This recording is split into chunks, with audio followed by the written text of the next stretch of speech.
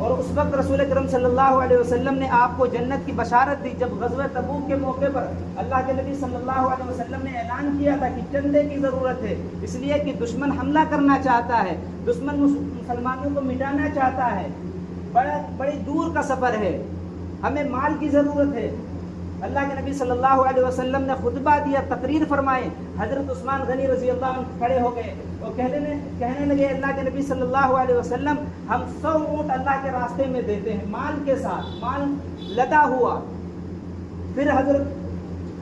اللہ کے نبی صلی اللہ علیہ وسلم نے چندہ فرمایا، پھر آپ رضی اللہ عنہ کھڑے ہو گئے، عثمان رضی اللہ عنہ کھڑے ہو گئے اور کہا ہے اللہ کے نبی صلی اللہ علیہ وسلم 200 اونٹ دیتے ہیں۔